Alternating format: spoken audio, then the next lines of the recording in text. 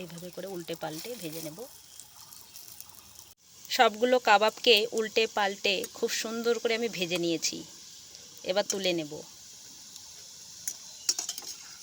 কাবাবটা কতটা সুন্দর হয়েছে এই দেখো, আর ফ্লেভারটা তো দারুণ সুন্দর একটা ফ্লেভার বেরিয়েছে, মানে কি বলবো। চিকেন তাওয়া কাবাবের জন্য এখানে 250 গ্রামের মতো চিকেন বোনলেস নিয়েছি পরিষ্কার করে ধুয়ে। এখানে নিয়েছি আমি পাউরুটি, আর এখানে নিয়েছি কিছু এই যে রসুনের কোয়া, কয়েকটা কাঁচা লঙ্কা, একটু আদা, আর নিয়েছি কিছুটা ধনেপাতা, একটা টমেটো কেটে নিয়েছি, আর নিয়েছি একটা ক্যাপসিকাম, আর নিয়েছি দুটো মিডিয়াম সাইজের পেঁয়াজ, আর নিয়েছি এখানে গাজর। এক এক করে সব উপকরণগুলো এর মধ্যে দিয়ে দিচ্ছি।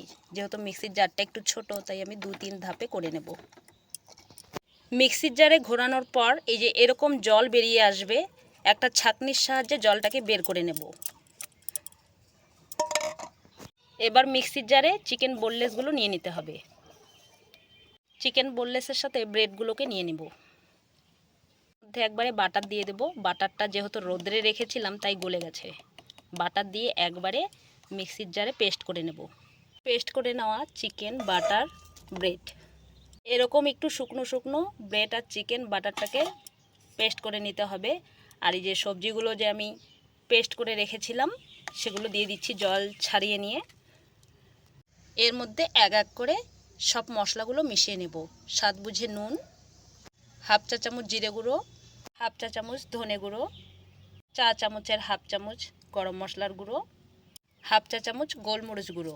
এবার ভালো করে মিশিয়ে নিতে হবে। সব উপকরণের সঙ্গে ভালো করে মিশিয়ে নেওয়ার পরে এরকম হবে, আর থিকটা এরকমই রাখতে হবে, এর থেকে বেশি যেন পাতলা না হয়ে যায়। এবার পাউরুটির প্লাস্টিকটার মধ্যেই চিকেনের ব্যাটারটা আমি ভরে নেব।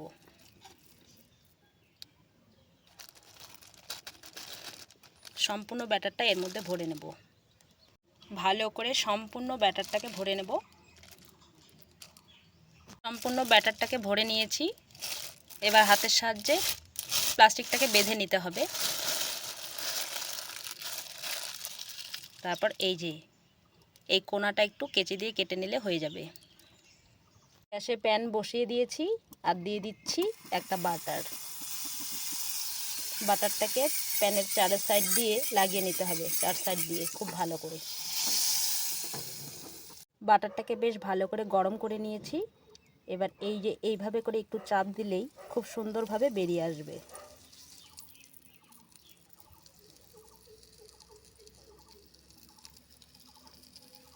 কেচি দিয়ে কেটে দিলে সাইজটা সুন্দর হবে, আকারটা। এইভাবে করে সব দিয়ে দেবো আমি। একটা কাঁটা চামচের সাহায্যে এইভাবে উল্টে পাল্টে ভেজে নিতে হবে। তারপরে একটু প্রেস করে দিতে হবে উপরে, তাহলে খুব সুন্দর চ্যাপ্টা ধরনের কাবাবটা তৈরি হবে। এইভাবে করে উল্টে পাল্টে ভেজে নেব। সবগুলো কাবাবকে উল্টে পাল্টে খুব সুন্দর করে আমি ভেজে নিয়েছি।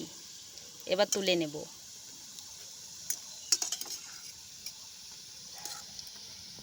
একটা প্লেটে করে তুলে নিচ্ছি। কাবাবগুলো বেশ সুন্দর ভাজা হয়েছে আর খুব সুন্দর একটা গন্ধ বেরিয়েছে। তোমাদেরকে একবার দেখিয়ে দিই যে চিকেন কাবাবটা কতটা সুন্দর হয়েছে। এই দেখো, আর ফ্লেভারটা তো দারুণ সুন্দর একটা ফ্লেভার বেরিয়েছে, মানে কি বলবো,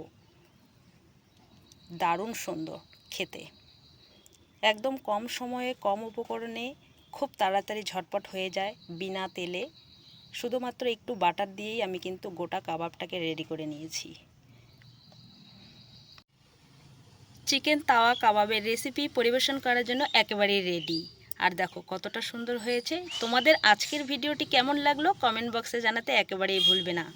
ভালো লাগলে অবশ্যই একটা লাইক করে দিয়ে পাশে থাকবে। চলো আজকের মতো ভিডিওটা এখানেই শেষ করছি। আবার দেখা হচ্ছে নেক্সট কোনো ভিডিওর সঙ্গে। তোমরা ভালো থেকো, সুস্থ থেকো।